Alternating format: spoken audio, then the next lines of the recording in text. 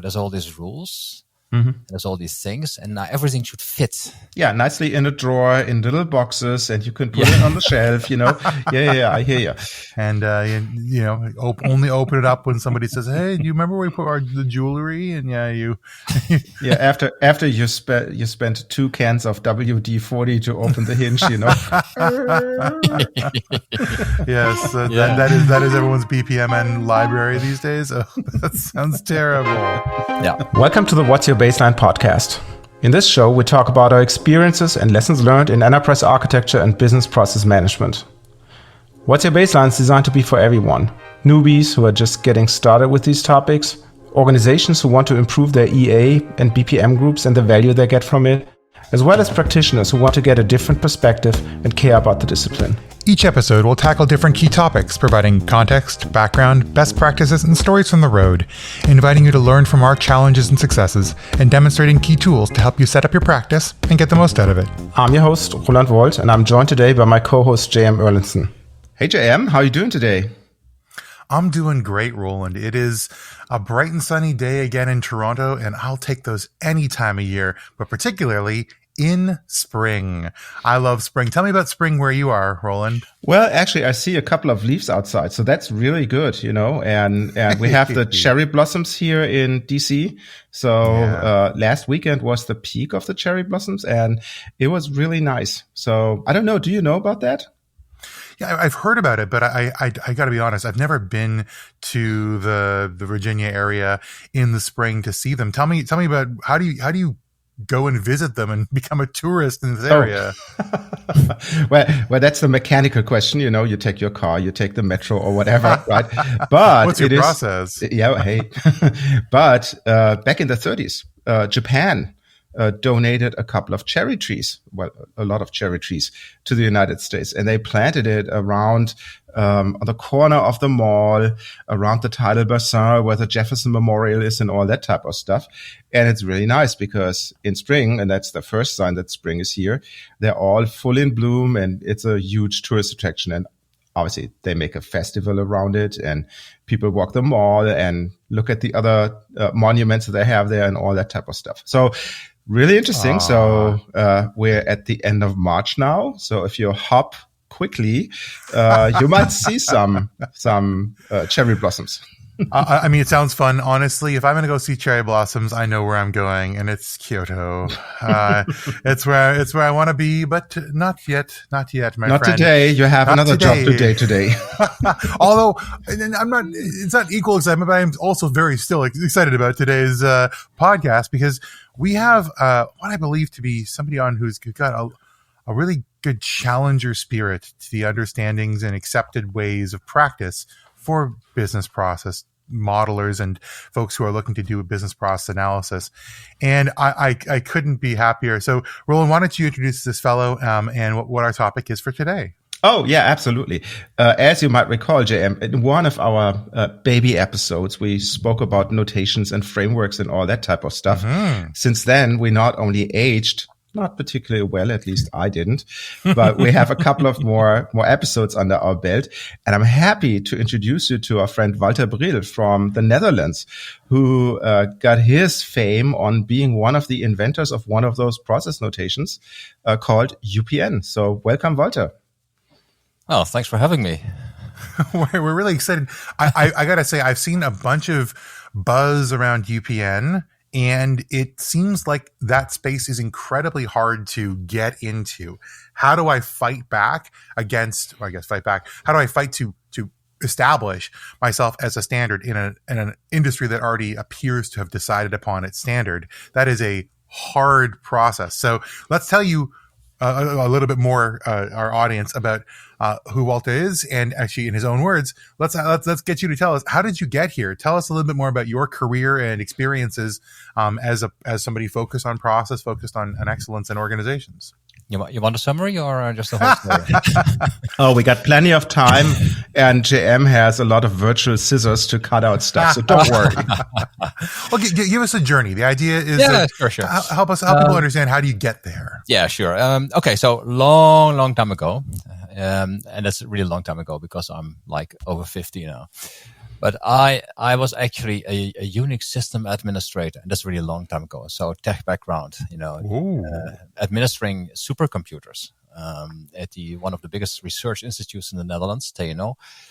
And that's all technical, right? That's all things only become faster and faster. And then I sort of slowly moved into this quality area, and maybe you should document something, maybe if you are not there, if you're not around, maybe just maybe you need to document stuff.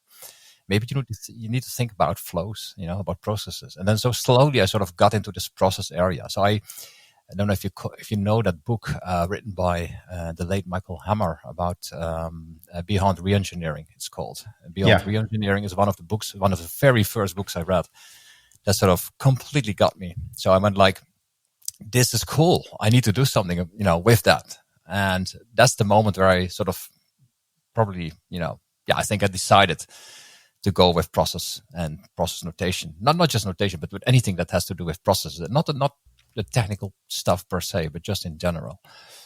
And when I sort of decided that, I sort of slowly moved into, and also from a employer's perspective, into that area. So it was pretty slow. It didn't happen just overnight. So I had to be turned from a tech guy into a more, functional process guy, but I had technical all over my face. It was basically written on my head.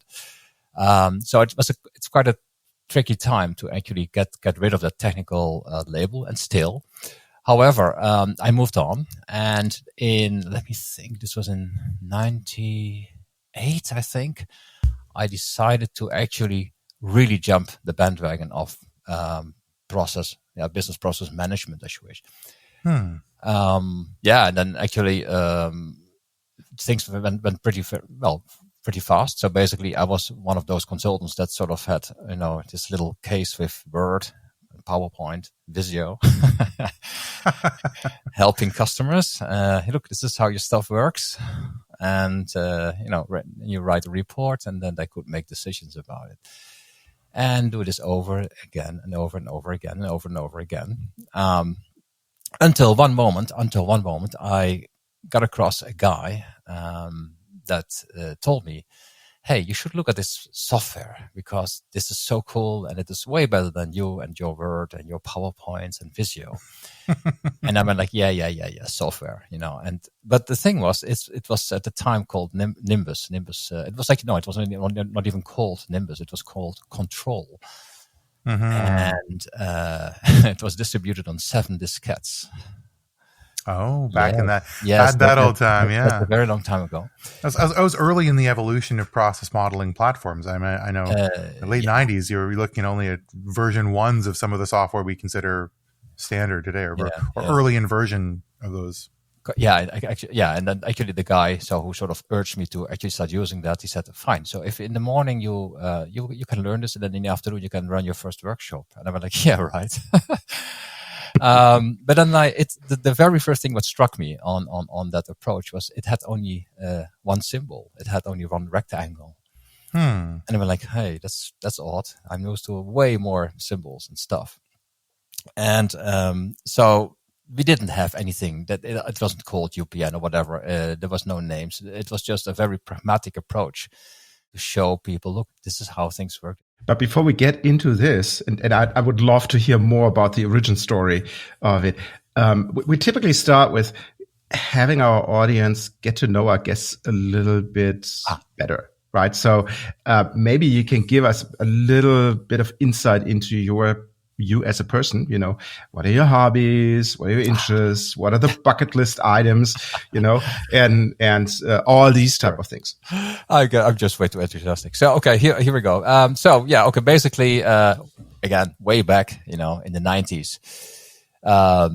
Actually, I was married at the time. Have 2 children. So basically, I have a daughter who's now a doctor.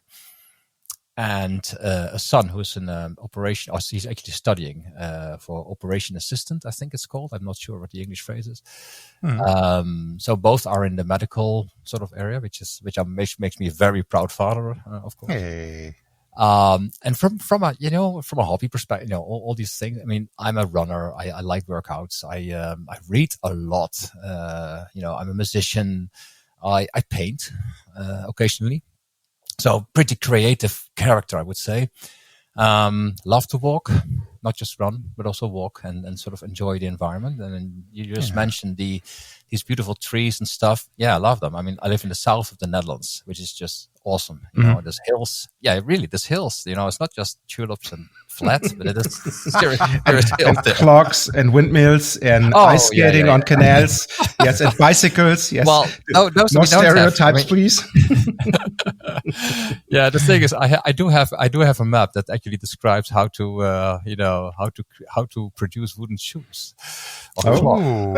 Yes. But that's that's if you speak about stereotypes. But the thing is, I mean, I like to create those creative moments, and it is my. If you look at how I live, that's exactly how I live. So I look outside, I see sheep, I walk.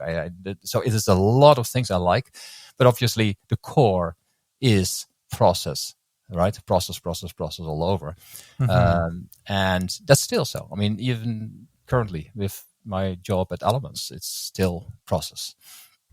Yeah, I actually wonder about this, if there is any connection between having a visual arts kind of focus to communicate emotion and message through picture, and a process modeling bend, which is about communicating business concepts through a visual interface. Like, how do those tie in with each other? Do you feel like you have an advantage because you're used to using your pictures to describe things? Yeah, I think it is. I think it's a combination of. And there's always a difference between people who are who like visuals more. I'm typical a visual person, so I do need to understand a picture. I think definitely if you look at stuff, and all the painting and creativity really helps. But what also helps, and I think that cannot be omitted, is the logic thinking, as in, that I think system thinking, stuff like that. That's a natural thing in me, as in I'm very, I didn't even name it yet, but one of my other hobbies is physics, right? Oh. Theoretical physics. And, stuff, I'm just so curious about, quantum mechanics, the double slit experiment, what have you. I mean, there's so many things there. Yeah, it sounds like we have a good old Renaissance man on the show, JM. Yeah. And I'm blushing here, and go into a little fan mode. Listen, if we can have folks who have a diverse background of interests and topics to come in and tell us about something that they love, that's fantastic for me. And I think this is a really good segue for me, because one of the things you've been talking about is pointing towards is UPN. So at the beginning of everything we do, we want to define terms. And today's conversation is going to focus, or is going to have a part focusing on UPN and what it is, why it's there. But let's start with the term. What does UPN stand for? And tell me about why UPN matters. Well, Universal Process Notation, that's what it stands for. And I think it's just one of those terms, Universal Process Notation. I think at the time, it wasn't copyrighted or something. It was just thrown out there, and then, see what happens. I have been in many, many religious wars, you have all these notations, but that's not the point. So basically, why it matters, I think the unique selling point of this type of notation is the way your audience can actually comprehend, processes. So basically, they are not confronted with a lot of, well, if at all, any difficult symbols or thingies. It is pretty easy to follow. But then again, it is also a skill to create these diagrams. So it's not just a matter of, it's a simple form and therefore it's easy to use. It is sometimes quite challenging to actually do that. Yeah. Besides, I think that's I don't hope it was intentional. It's a clever marketing thing to label your brainchild universal, right? I like that a lot, because it gives you that sphere of, what you're doing, this is the one ring to rule them all, so I think marketing wise, good job. But, when I look at it, can you explain a little bit more for the nerds in our audience, what you have in UPN? Because I understand it should be simple, but I'm pretty sure there's more than one thing that you put on your diagram. Yeah. How does it work? Of course. So, well, I don't want to make this a kind of, sort of learning session, but I have to go through a couple of basics, which I will do right now. So basically, Sure. It's all about the activity box. So the activity, as an activity, is an activity, starts with a verb. Period. No exception. Always. When I see something not starting with a verb, well, when I see an activity box not starting with a verb, you're out. It's done. Yeah. You lost a friend. No. But the thing is, that's about a single word. Gee. But that's pretty important. But the thing is, that's the what, right? So you just describe what happens. Well, I don't know, validate a customer, conducting an interview, whatever. So that's what happens. I'm going to say this. Yeah, that's pretty easy. It's like, what happens? Well, that's what's happening. Okay. But way more important is, of course, answering the why question. So the why, and that's the business why, there's not actually any other why. So that's the business why. Why do you, validate a customer?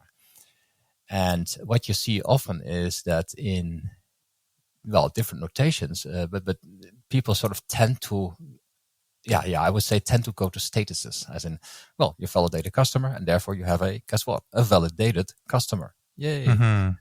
That's correct. Yeah, that's not, it's not wrong, but it's just a status.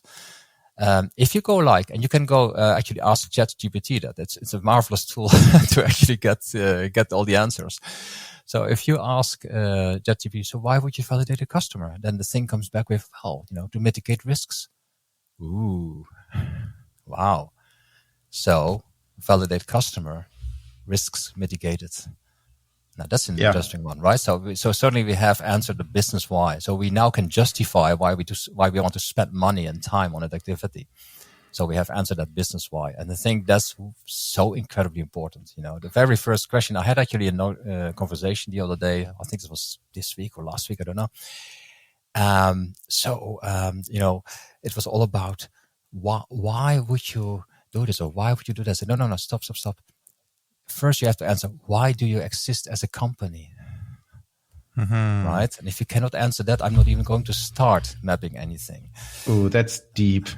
It's very deep. It's almost like organizational or process, like psychoanalysis. Yeah. Right?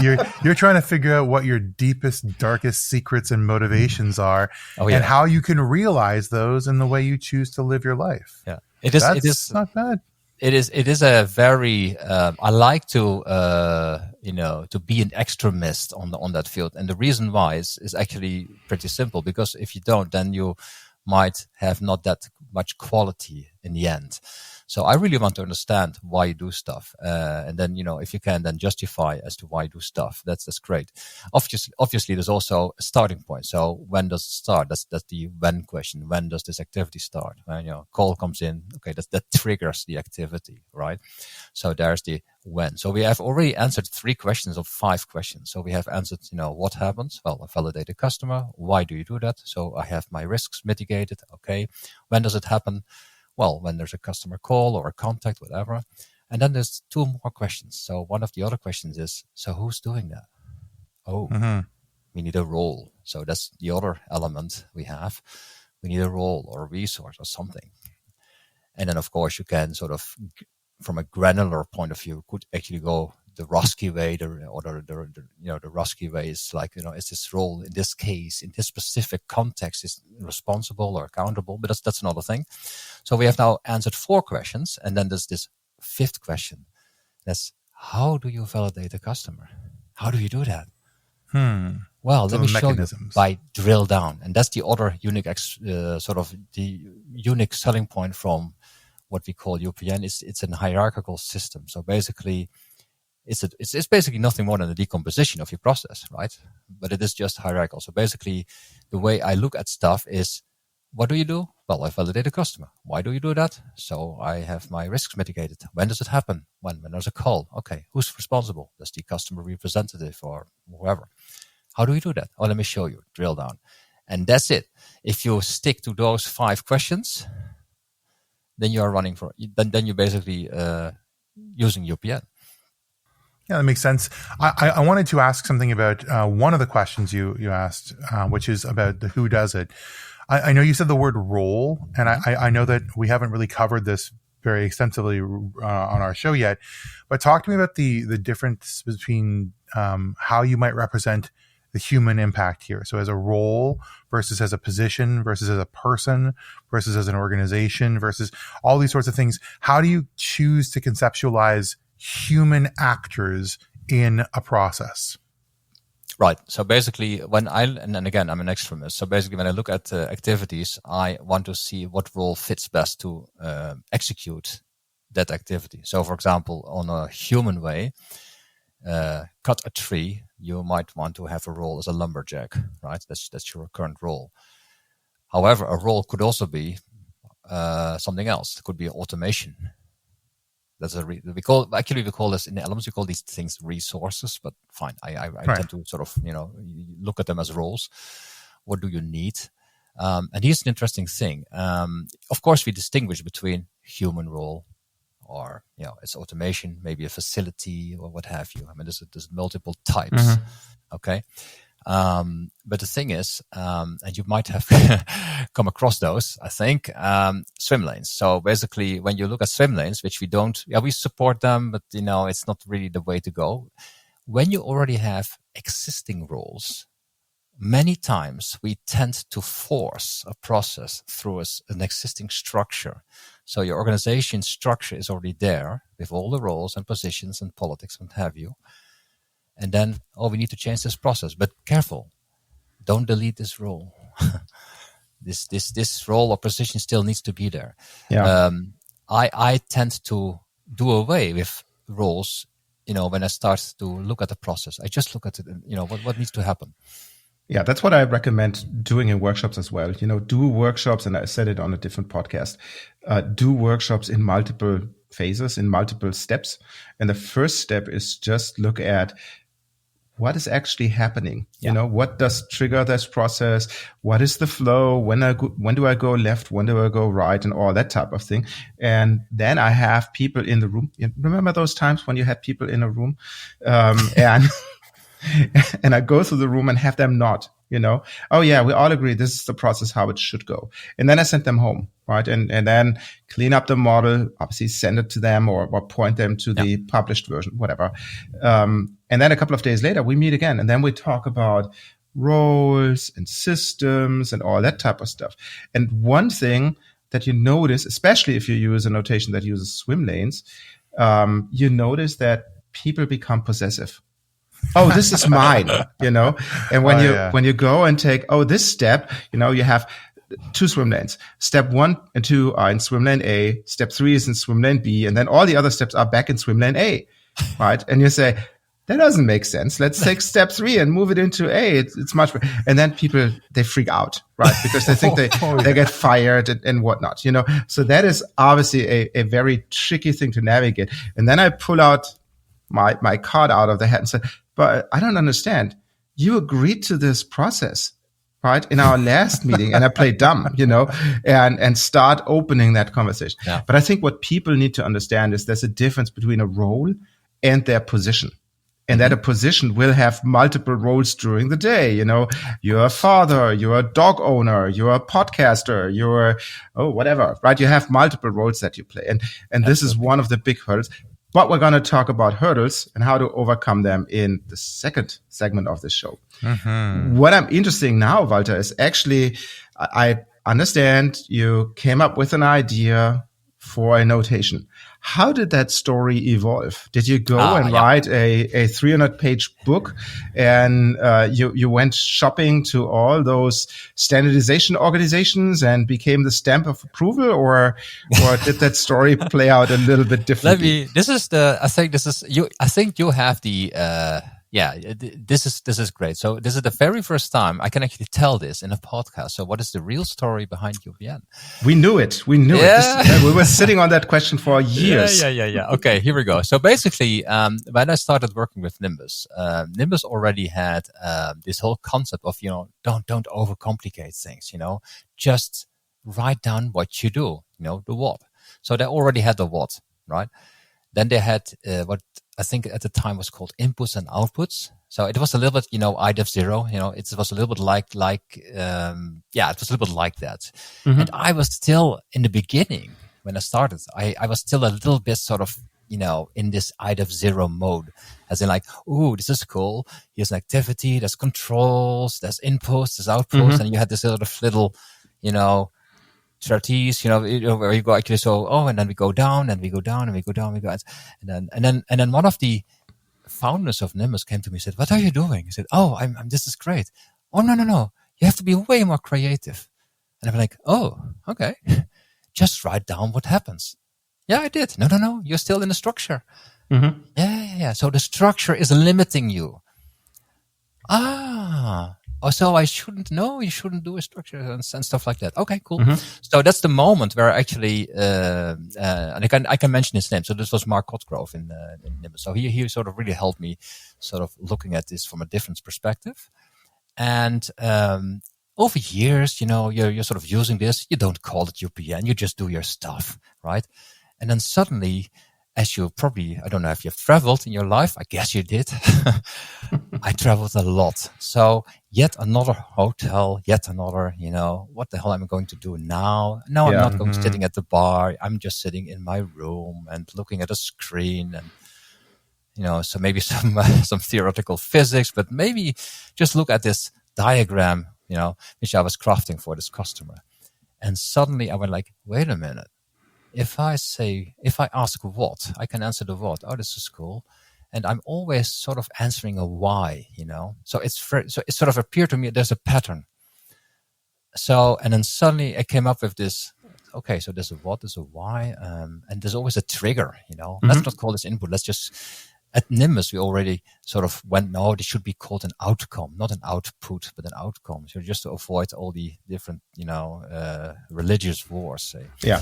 And then actually, with that sort of knowledge, I came back and I discussed this with Ian Goss, Richard Parker, Ethan King at the time. And actually, suddenly we came up with this idea of, hey, this is cool. So the UPN, I didn't key phrase the UPN. This was actually Nimbus. Actually, I think it was Ian who came up with that. So together we went like, this is cool. We should use this. And then suddenly this idea was born. And then of course, if something gets born, it's always nice. It's spring almost and there's little lambs and what have you. And go, this is so cool. Let's just market this, And it gotten us that far because we were really, really enthusiastic and, look at this is so cool. But it took years, before this sort of got really traction. And what people went like, no, but it's BPMN. My God, why aren't you using BPMN? That's a standard, or EPCs. Mm-hmm. Yeah, I know, but this is so cool. Look at this. Well, I think one of the things you said earlier on about this, that it feels part of your raison d'etre is about usability, mm-hmm. right? That this is something that you can pick up and it looks the way you talk about it. I think that's one of the concerns I hear about BPMN a lot, which I know we've had long conversations about BPMN and EPC and other forms of notation. But if you look at a process model and as a layman, you can't understand it just by looking at it, then it becomes a lot harder to sell it. Yeah. Because ultimately you're trying to serve a set of stakeholders with this information. That's part of your business goal. If they don't see it instantly, and you end up having to spend a bunch of time, quote unquote, explaining the joke, then you've lost them.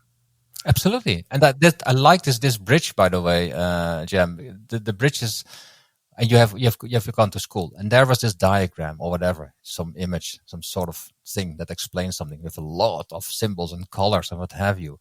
And then the next 10 pages were there to explain that picture. Now, if you need 10 more pages to explain an image, then I think the image is not really great, is it? 10. The BPMN spec is about 500. Hey, I didn't want to really start another religious war, but the thing is, it shouldn't be needed to explain. So I get a lot of people, hey, Walter, can you use colors? Yes, of course you can colors, but why would you use colors? Well, when you see the red line, it means this. When you see the red dotted line, we mean that. If you see the blue line, we mean this. And so no. Not to everybody. Yeah, you're going to overcomplicate things. Who's your audience? Audience? Yes, audience. Well, I feel like we spend a ton of time at the beginning of every project that I work on helping people to come to a collective decision on what the colors and symbols mean, because they're not necessarily intuitive. Mm-hmm. So you have to go through this like collective effort of uptake of knowledge and sharing of practices and agreement and compromise, because they're not intuitive. So, Walter, I do have a question. Obviously, now that we have you here as a rock star, and maybe to close out the topic of UPN, the product, a little bit in this segment before we go into a break. What happened then? You formalized your notation, right? I'm pretty sure you wrote it down on less than 10 pages. But at some point in time, what happens next? Did you go on a world tour? Did you get T-shirts? Did you get groupies? What was the next thing? Books written, movies created, and all that stuff. How did that go? Yeah, I'm so not. I'm so not into marketing. The thing is, when I believe in this in something, right? So you have an idea and it works. You just apply it in your daily job, right? It's just how it works. And I'm one of those types that whatever. I'm just is there marketing, or do I need to sort of scream it? But of course, there's moments where you go like, hey, but this is really a good idea, And then I was always at all time. I think that's a single red thread in my career. Focusing on that aspect, like people. To give you a practical example, I applied for a job many years ago, a local, semi-governmental organization, all about process management. And of course, they use BPMN because that's the standard. And one of the parts of the assessment was, here's a process. You have to prove you understand BPMN. And I went, yeah, fine, whatever. I'll create something in BPMN for you. That's okay. But then I also created the thing in UPN. Of course. So I went like, ta-da! And they went like, huh? Oh, but you can actually read that. Yeah. And as Ian, our CEO, he always used to say, the confused mind says no, right? And that's the red thread by using it. So no, I didn't go on world tours. I didn't write. I should still write a book, but I didn't write a book. There's one big change, and I noticed this, shall we say, the past 2 years or so. Actually, probably not, I don't know. But if Elements is very related to Salesforce, and the Salesforce community is awesome. It's a huge community, and when things get rolling, right? So basically, we showed basically Salesforce guys and girls, look, this is a notation. It's called UPN. Knock yourself out. And it's really got traction. And when something in the Salesforce ecosystem gets traction, man, and that's what happened. So basically, there's even a trailhead. That's the Salesforce the learning system. There's a trailhead section on UPN as well. People seem to love it, like it a lot, want to learn it, because many times these Salesforce admins are not per se educated, as from a beginning, educated BAs or whatever. They just rolled into those jobs, right? And it was fantastic for them to see something that they actually could utilize immediately. Apply immediately. Look, I can understand this. I can work with this. This really makes sense. Now, obviously, we have also people who have way more experience and way more background. And that's the tough gig, right? That's the tough audience, because why don't you have a decision symbol? Okay, let me explain.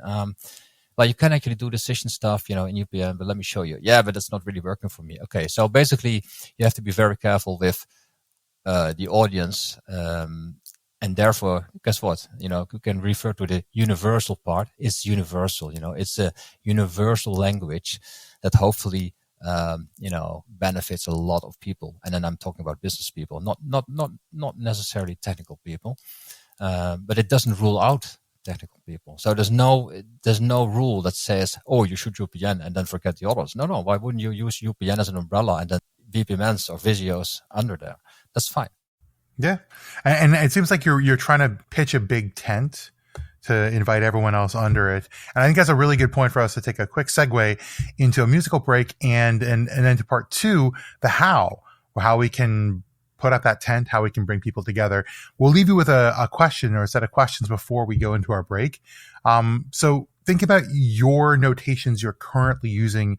If you're in a process role, if you're an architecture role, how are you capturing business processes and how are you asking and answering some of the key questions that Walter brought up about process structure, motivations, and resources? And are you confident that you're telling the whole story for your stakeholders? We'll leave you for a moment and come back with our second section, the how.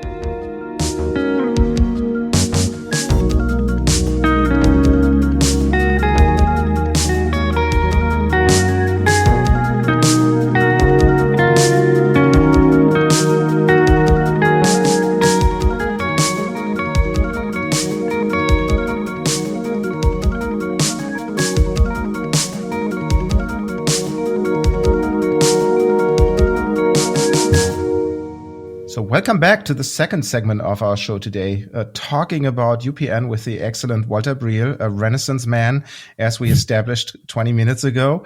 And Walter, I'm just curious, how do people actually adopt UPN? When you go into a project and people are not spoiled by pre-reading anything, they just come to a green field and are just wondering, okay, how do I map my processes? What are your experiences in that? Where should people start?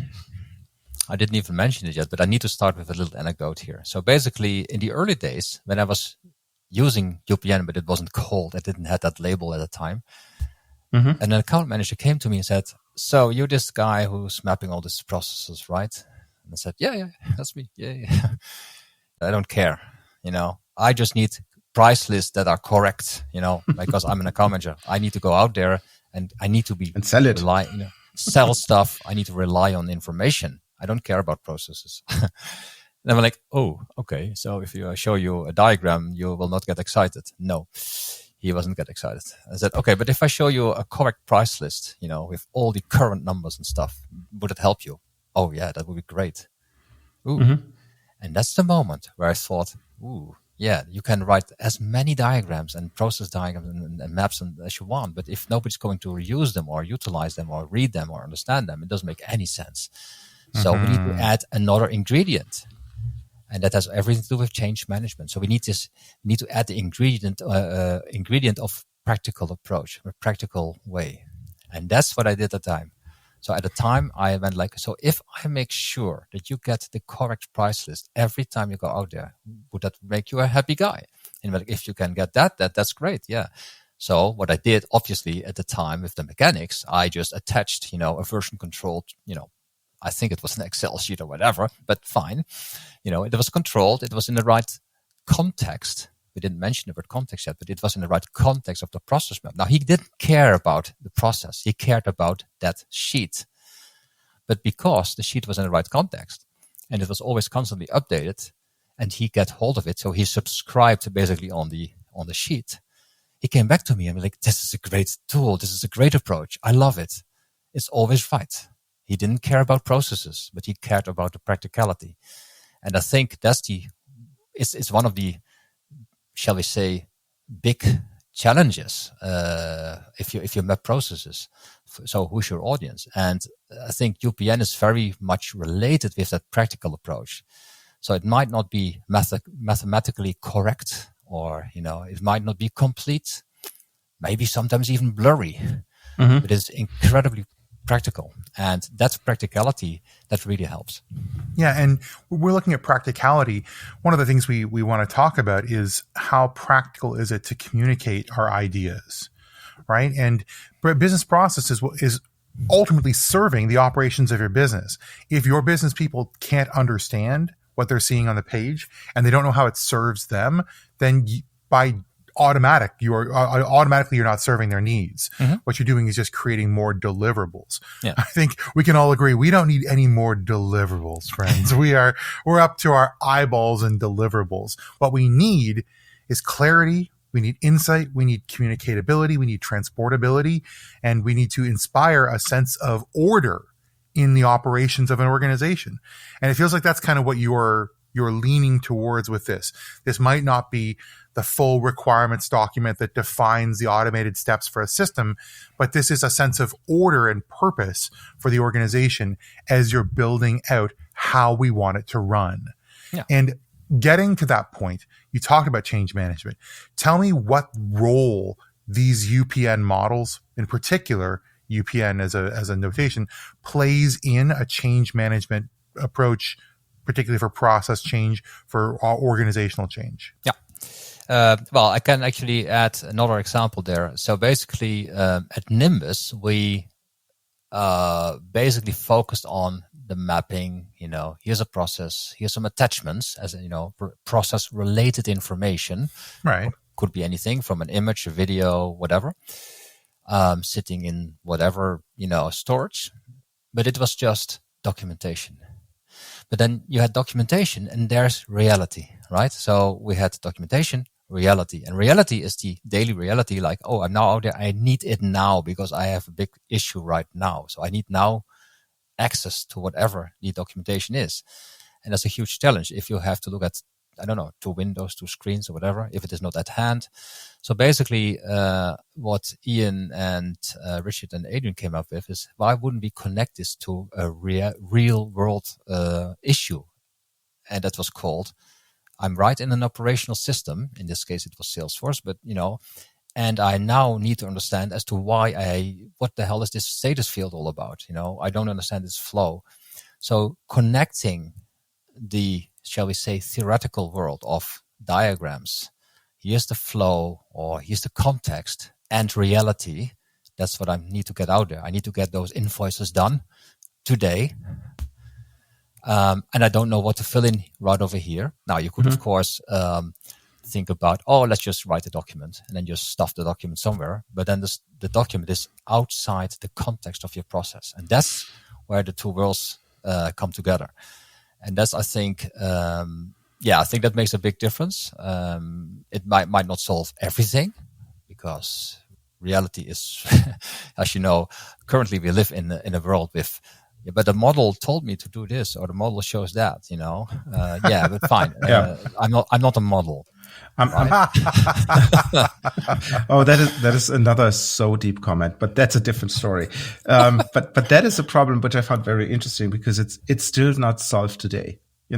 I remember working at a different organization that I work today, where we had our tool and it was connected to SAP. And when you pressed F1, you didn't get the SAP help. It opened the diagram, and then from the diagram, you could right click on a step and it ran the transaction, which is a good idea, but it was also a little bit complicated to implement, because you now have to go literally in every step of your process and create that connection, right?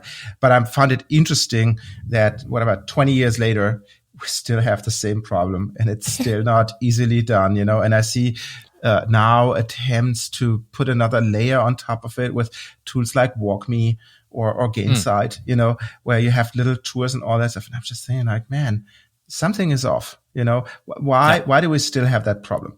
And maybe one of the things is because it's still not understood. When you go sell process management software, you say, oh yeah, how do you support your users? And you say, oh yeah, our software creates SOPs automatically, and you run a report, and now you see all the steps. And no, that's not the same. It's the person. It's a person in the battle who needs help. Absolutely. I couldn't agree more. Why don't we have this spacey Google glasses or whatever, right? that just show you the stuff. Oh, this is the next step, like a GPS. That problem is solved. The Earth is much bigger than your full HD screen, So why can't we solve those little problems? I couldn't agree more, Roland. I mean, I think one of the things we very quickly forget is in which forest we are cutting trees. That's my favorite example. So, I'm cutting all these trees, and then after 60 trees, I climb tree number 61, and then I climb and I climb and I look around and I look, and then I say, oh, wrong forest. That's a bummer. Yeah. That happens all the time. And I think that also relates to what we have this phrase of build the right thing. So basically, step a step back, and then just see what do you try to accomplish. And we are very, very quickly, and I think you mentioned it in the first section, in the first part of the show, where people, but that's mine. That's my process. This is my part. Yeah. Or what do I need to, this is my specialism. We do it completely different than the others. I said, no, it's still a validation process. What is so different with your validation process? Well, that's a very specific thing. The thing is, we are all individuals, and I know a really good movie, Monty Python. We are all individuals. I don't know if you know the scene. You should have a look. This is great. So there's like 100 people screaming at the same time. We are all individuals. And that's true. I mean, everybody has a different look at the world. So that's also the reason why I always say, fine, we are cutting this tree, but I could have I could have a focus of compliance officer. Careful with that chainsaw, careful. Or maybe finance. Hey, you know what that costs? A chainsaw, it's very expensive. Oh yeah. Or the HR manager. Ooh, do you have enough skills? Right. So these are all these focuses, and I tend to stay away. Well, first things, stay away from the focus, as in the specialized focus, and then first look what needs to happen. Well, I need to cut that tree. Oh, great. So when we all agree about cutting the tree, then we start to look at different focuses. Now back to that adoption thing. When people look, when I'm an end user in Salesforce, I have a specific task. So I need to get those invoices out. I don't care about the fact that on strategic level, we have made these decisions, and there's a hierarchical process overview, and I'm somewhere here. I don't care. I just want those invoices out. Now I do care if my job is at stake, because then maybe something has been automated for whatever reason. So I want to be part of that context. And I want to have the ability, to add some feedback, to talk, and to have some oversight, and so on. And I think that's the thing we often forget. We feel very quickly funnel in our own, shall we say, views of life.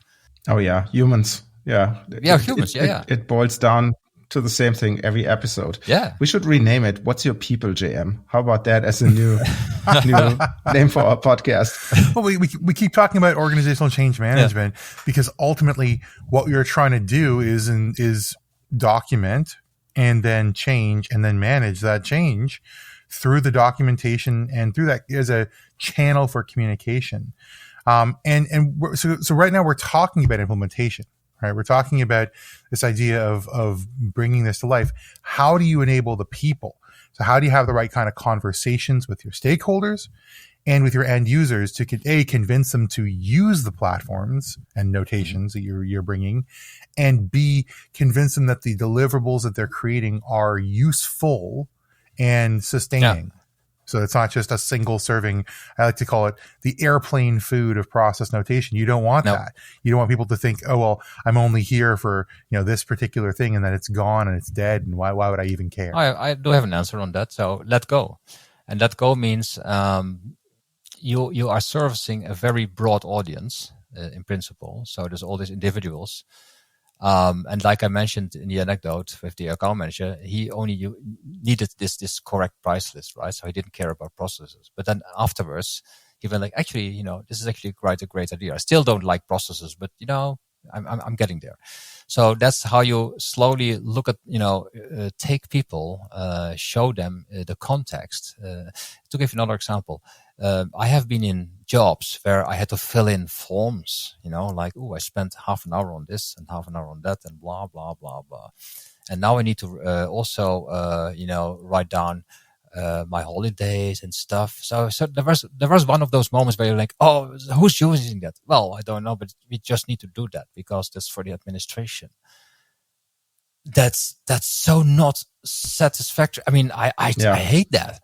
Yeah. I want to understand as to why I do stuff. Now, that's maybe me as a character because I always was curious. Now, you might be another type of people, human that says, I don't care. I just, do my stuff. And at 5, I just go home and fine. So that's the challenge, I think. One thing we didn't mention yet is a very important thing is ownership. So if you serve, the air food, as in like, oh, here's your process, I create that for you. Whoa! What did you say? No. This is my world. I live here. This is my specialism. This is my thing.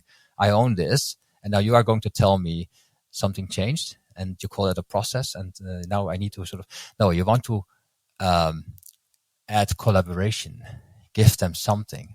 Look, this is your playing room. Now, to give you another idea that's related with UPN, not that it is always used that way. I should be saying that.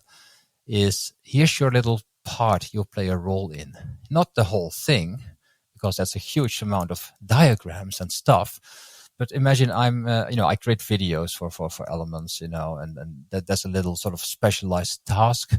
There's a tiny little thing in the, shall we say, plethora of diagrams that I own.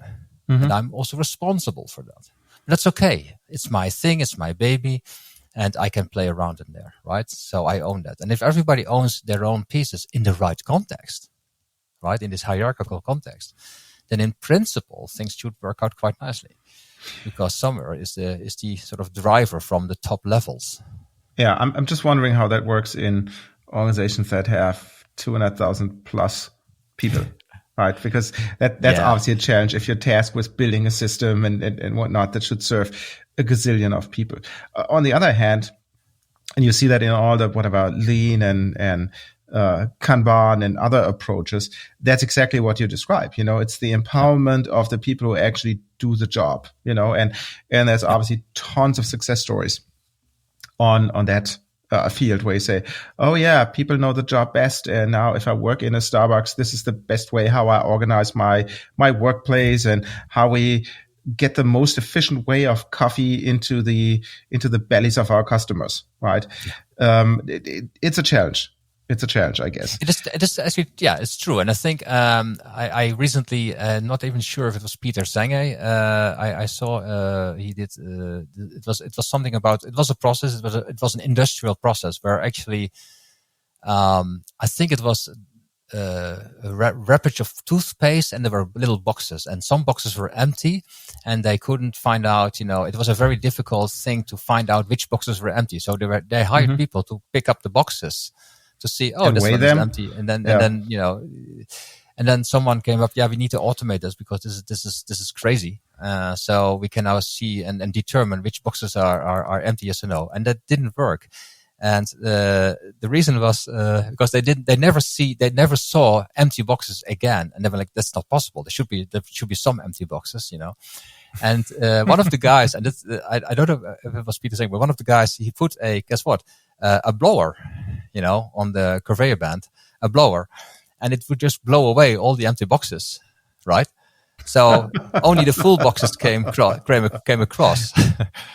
So it never noticed any empty box anymore. Now, another guy said, so why are the empty boxes in the first place? Well, that's another story. That's lean. Yeah. But fine. It was one of those, it was one of those examples where you were like, oh yeah. But that's exactly it. It is actually, it is the real sort of practical approach. And I think you should never neglect, the cold phase. You should never neglect, what's happening, on operational level. Yeah. So you can have fantastic theoretical models and what have you. But then again, the practicality is just key. And I think that ties into talking to people, right? Like it feels like a lot of this has been leading to a methodology that is very practical for people to use, regardless of their level of skill or level of abstraction from process. A visual communication method that is very transportable for people to be able to absorb it at, once again, any level of their capability and their focus. And everything is driven by conversation rather than built in a vacuum and applied to the context that a different context than what it was built in, to try and best serve the people who are working on this. I love that. And that means that you've got people involved throughout the process and the creation of process, throughout the implementation of process, throughout the improvement of process. You said the word lean. I want to tie this to process improvement methodologies. So tell me how you use UPN very practically and how you use that as a driver for different types of process improvement activities and different stakeholder groups that are undergoing those process improvement activities. Yeah, well, as a Lean Six Sigma belt, I'm a green belt, but I did some stuff with Lean, of course, and then I went like, okay, so how can I sort of combine that UPN thingy and this sort of this methodology? There's many of those, but specifically this one. So we have this concept of a customizable form. So, for example, when you have an activity, let's just stick with the validate customer, you might suffer from waste in there. So what you want to know is per activity, what type of waste? Is the waste critical? Yes or no? Is there any, is there any reason? You might already know a reason for the waste. And you can, whatever you want to understand and know about that specific stuff. So you could actually add that, I always refer to this as process or activity related information. And the reason why is the core activity is validate customer. So we all agree that this is needed. That's fine. But then we suffer from all kinds of issues. And one of those approaches or methodologies is, of course, apply the lean method on that. Now I could do that for the whole thing. I could do this for a section of my diagrams, and I can just basically run a report and say, show me all the, defects and, critical, business critical defects and whatever. I mean, there's so many slicing and dicing possible. And it really works nice because then it ends up with a report. You go like, oh, look there in that area. We need to really focus on. So it saves you tons of time. You don't have to go with your notebook and then, oh, could you tell me just, no, you just send it out. Hey, can you fill it in? What are the top 3, issues you face in that process? And that could be anything, slow server, whatever. Yeah, so that's very interesting. But I've tried to play the reasonable adult here in the room, and we're getting close into the 1 hour limit that we put on our shows.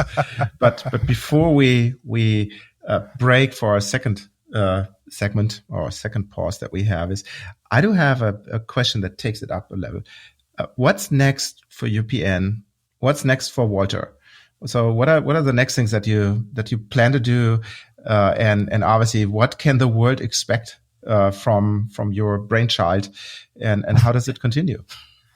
The world is changing, as you have noticed. So we have, and this is really still paining my brains to a big extent, and it's the thing called AI, right? It's called the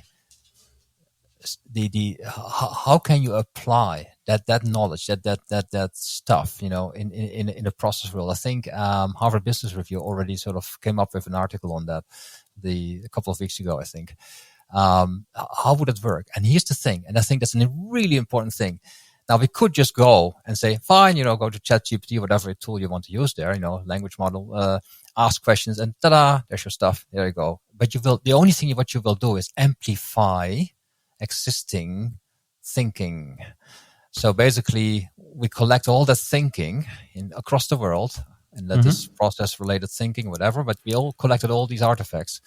And then we start to amplify and speed up those artifacts. Now, what the challenge is of course, that do we want to, and that's my challenge, my personal challenge, do I want to stick in that old thinking model, or do I want to step out and say, what the hell am I doing? So I think that's, and you just mentioned you want to step up a level. Now, this is like a 30,000 feet level, because the thing is, I want to understand is the and we didn't mention it yet, but people are linear. We are still sort of prehistorical beings, biological surviving machines, right? And then there's this technology which is just exponential. It's just growing. And my biggest challenge is, could I, well, maybe not me as in a person, but could we as a human beings sort of go on par again with technology as a means to achieve something, and then, go from there. And I explicitly say this because I see this so many times where people say, yeah, we need this technology because that will solve everything. No. It will amplify what you're doing right now. So if your thinking model is, destroys stuff, then you probably will have speed that up way faster than ever before. So you have to step back a little bit and say, do I need this? Do we need this? Is there a different way? And I think that's the current, as we speak, that's my biggest challenge. So in the context of UPN, specifically UPN, I'm pounding my brains like, okay, how can this help? Can I sort of visualize that, or is there a way we can actually sort of bring people back to creativity, as in like, oh, all these jobs are on stake. Well, that's not important. Jobs are not important. So, and then most people go like, whoa, they are important because, I have a mortgage, I need to feed my children, etc. I said, yes, I understand all that. But the thing is, we might want to go a step higher as a human being to a slightly different social economic model, way out of the context of UPN. But that's my thoughts around it. So basically, in a business view, I think but some businesses are already pounding on that. They're already doing that. Well, I think this is a really good segue. I think we're starting to find the larger philosophy around UPN and its role in the transformation of society. But before we get to that in our final section, we'd like to take a pause and ask our audience a couple more questions. So let's talk about your stakeholders. Think about, we've talked about how this is a communication method. The whole process kind of is. Who are you communicating with? What is your stakeholder base? What are the people who you serve and who serve you in serving up information, serving up context that we talked about? And what are you trying to accomplish with those people together? So break that down. And where that fails, where you struggle to meet the needs of your stakeholders or people for whom you are their stakeholders, what might help you to better make your message understandable, make your message actionable? And as Walt has been talking about, maybe is that a methodology or even a notation like UPN that might change the way in which you approach this. We'll leave you for a moment and come back with our final section and our closing thoughts for the episode.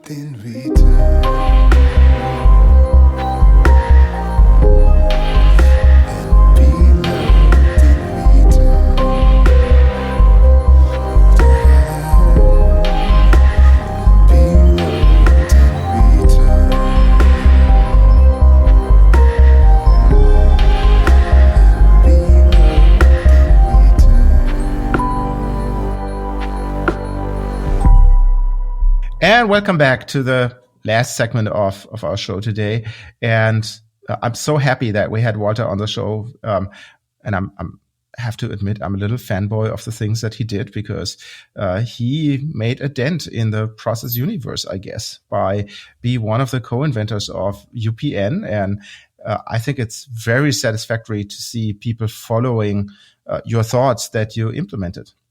And in this show, obviously in this episode, we spoke about what is UPN and how it evolved and all those things. And then also the big questions, how to implement it. What are and it boils down as always to the people, what are the stumbling blocks that you might encounter when you bring in something new that people don't need?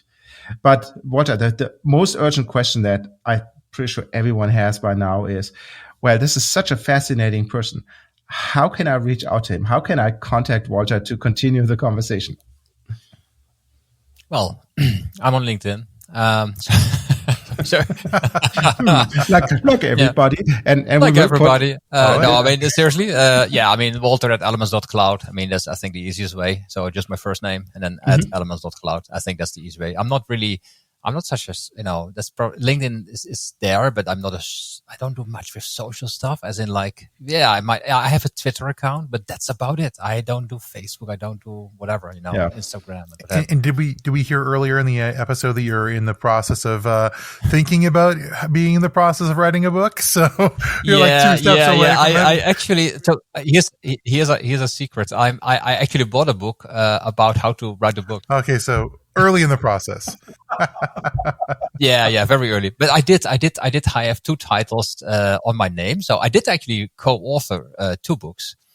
But that's a whole different ball game. So it's all about blockchain, crypto, and what have you. So that also goes with my interests, as in interest in social economic systems and what have you. So basically, besides doing all the process stuff with elements and everything, I'm sort of now side by side. Actually, I contribute to a thing called Weconomics, which is a Dutch organization that thinks about different ways to look at organization of trust. I think it's a very interesting topic for another time. But the thing is, that's the other thing I really care about. So basically, that's the way how people can reach me. Yeah. Well, wonderful. And I'm glad we had a chance to chat today. I got to be honest with you. I took a look at UPN as a precursor to this episode to say, hey, how is this actually working? And I've still got a few questions outstanding. But I think you cleared up a ton of things today. And in particular, focusing on the important elements to add to your process to answer the key questions. I really love that. I love this questions approach. It's both a template, as like a sort of prompt template, and it's also a more realistic way of describing what's actually happening. And speaking about realistic, friends, we are reaching the end of our episode, but we've had a fantastic time with our friend Walter. Thank you so much for being on the episode, and thank you to all of our audience members for listening through this podcast. If you liked it or if you didn't like it, reach out to us at hello@whatsyourbaseline.com to give us a little bit more feedback so we can invite some of your favorites back or invite folks we haven't had yet to come on and talk about what they do. But until the next one, you can find a lot of information about this podcast at whatsyourbaseline.com, or specifically for this one, whatsyourbaseline.com/episode 44. Well, friends, I've been J.M. Merlinson. I'm Walter. And my name is Roland Wold. And we will see you in the next one.